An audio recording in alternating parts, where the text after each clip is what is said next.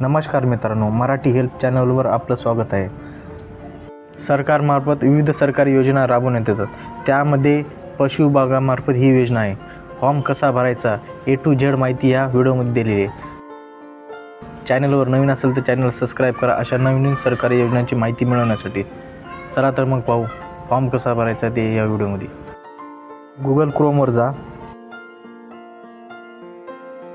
सर्चमध्ये टाका ही website ah.mahabms.com. वेबसाईटची link खाली व्हिडिओच्या डिस्क्रिप्शनमध्ये दिलेली आहे, चेक करा.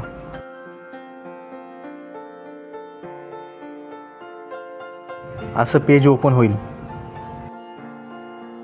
2 नंबरला ऑप्शन आहे योजनांचा तपशील.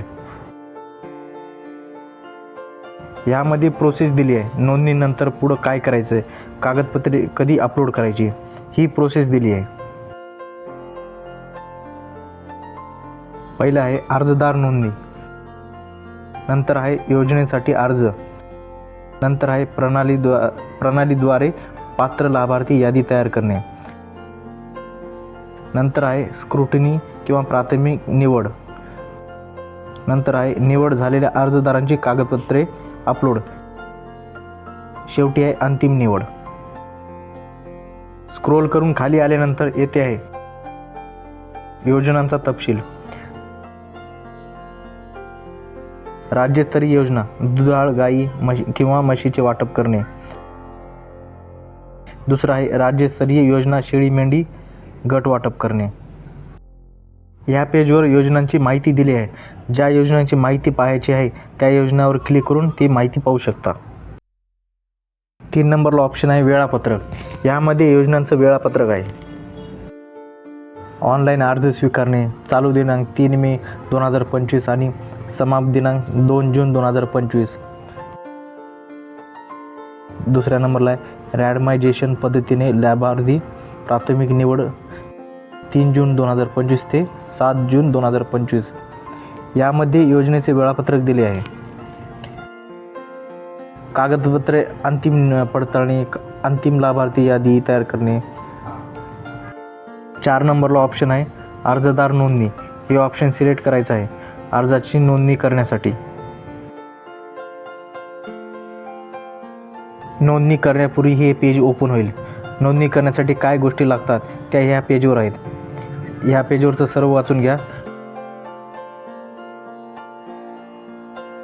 नंतर कट करा. येथे अर्जदाराची माहिती भरा. येथे अर्जदाराचा आधार क्रमांक टाका. येथे अर्जदाराचं वय टाका. येथे अर्जदाराचे पहिले नाव टाका. येथे अर्जदाराच्या वडिलाचे किंवा पतीचे नाव टाका. येथे आडनाव टाका.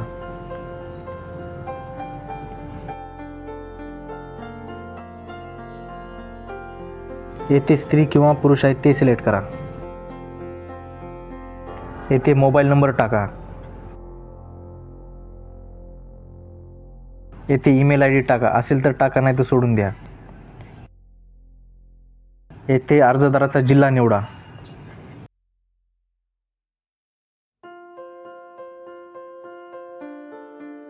येथे तालुका निवडा.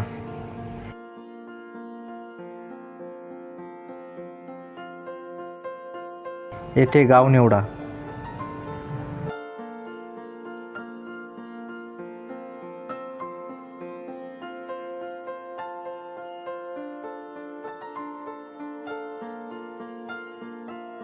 येथे जात प्रवर्गामध्ये कॅटेगरी निवडा. SC कॅटेगरीमध्ये असतील तर अनुसूचित जाती हे निवडा.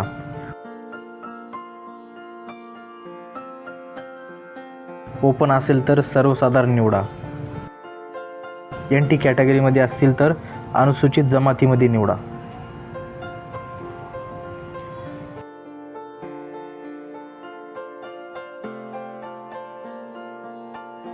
येथे दिव्यांग प्रवर्गातून अर्ज करायचा आहे का, करायचा असेल तर होय निवडा, नाहीतर नाही निवडा. येथे दारिद्र्य रेषेखाली आहे का, असेल तर होय निवडा, नसेल तर नाही निवडा.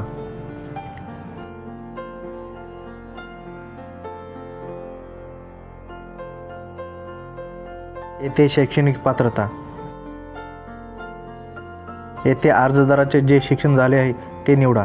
जर शिक्षण झालं नसेल तर औपचारिक शिक्षण नाही हे सिलेक्ट करा, नाहीतर प्राथमिक माध्यमिक जे शिक्षण आहे ते सिलेक्ट करा.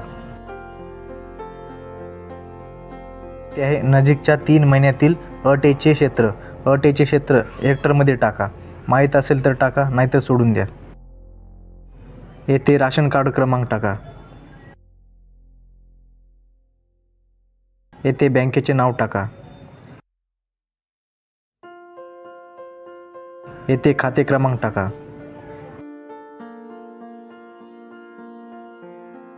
येथे IFSC कोड टाका. येथे शाखा टाका.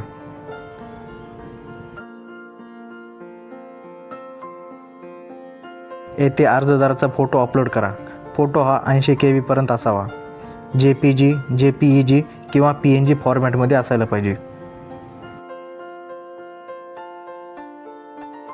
येथे अर्जदाराची स्वाक्षरी अपलोड करा. JPG, JPEG किंवा PNG फॉर्मॅटमध्ये असावी. येथे खाली आल्यावर अर्जदाराची कौटुंबिक माहिती भरायची आहे. येथे कुटुंब सदस्यांची संख्या टाकायची. सदस्य नसतील तर 0 टाका.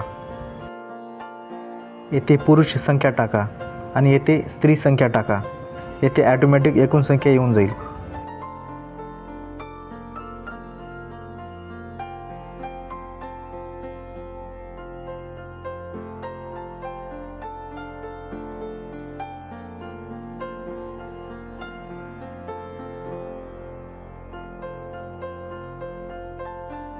टीप वाचा. अर्जदाराने एकूण कुटुंब संख्येतून स्वतःचे नाव वगळून इतर सदस्यांची नावे रेशन कार्डनुसार भरावी. येथे सदस्याचे आधार क्रमांक टाका. येथे नाव टाका. स्त्री किंवा पुरुष सिलेक्ट करा. येथे वय टाका. खालील तसेच दुसऱ्या सदस्याचं भरायचं आहे.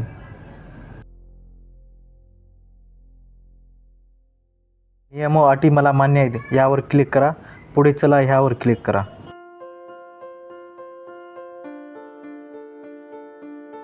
खाली येऊन जतन ह्यावर क्लिक करा. येथे आपली नोंदणी यशस्वीरित्या झाली आहे. आता आपण योजनेसाठी अर्ज करू शकता. पुढे चला ह्यावर क्लिक करा. बंद करा ह्यावर क्लिक करा.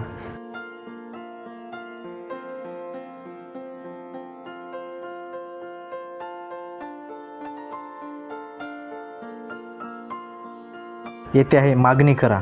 कोणत्या योजनेसाठी अर्ज करायचा आहे ते ऑप्शन सिलेक्ट करा. ज्या योजनेसाठी फॉर्म भरायचा आहे ते ऑप्शन सिलेक्ट करा. येथे अर्जदाराची माहिती विचारलेली आहे. होय किंवा नाही यामध्ये निवडा. अर्जदार महिला बचत गटाचे सदस्य आहे का?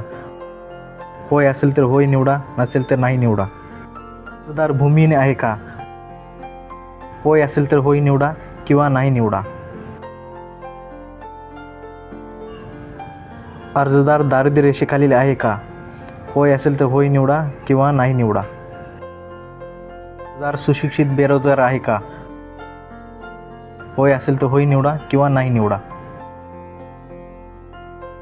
अर्जदाराच्या मालकीची स्वतःची शेत जमीन आहे का?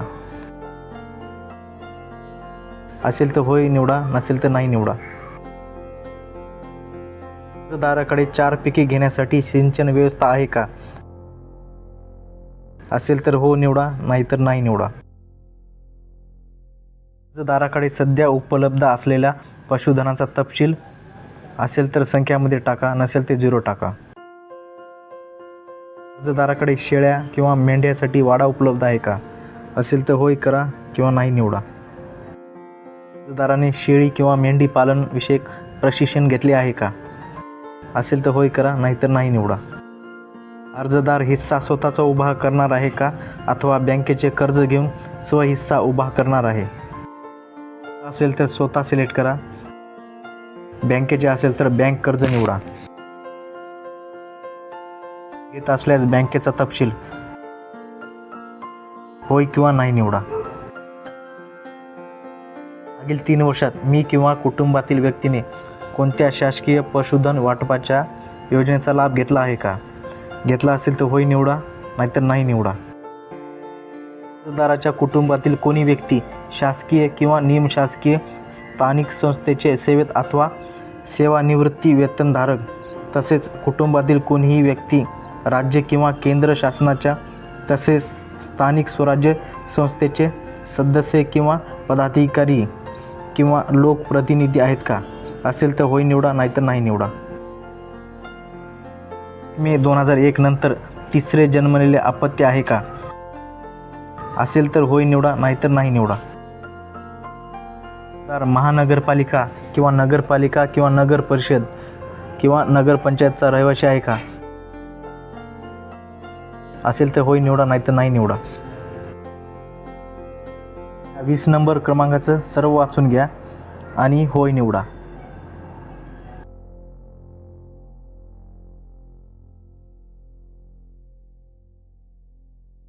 खाली आल्यावर नियम व अटी वाचून घ्या. नियम व अटी वाचल्यानंतर वरील नियम व अटी मला मान्य आहेत वर क्लिक करा आणि पुढे चलावर क्लिक करा.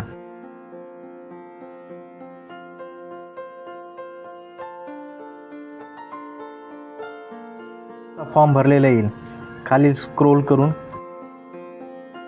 जतन करा म्हणजे सेव्ह करा ह्यावर क्लिक करा. जतन केल्यानंतर त्यामध्ये कुठल्याही प्रकारचा बदल करता येणार नाही असे येईल. मला मान्य यावर क्लिक करा. जतन करा यावर क्लिक करा. यामध्ये तुमचा अर्ज क्रमांक येतो, मोबाईल नंबर येतो, अर्जदाराचे नाव येते. या अर्जाची प्रिंट काढून ठेवा.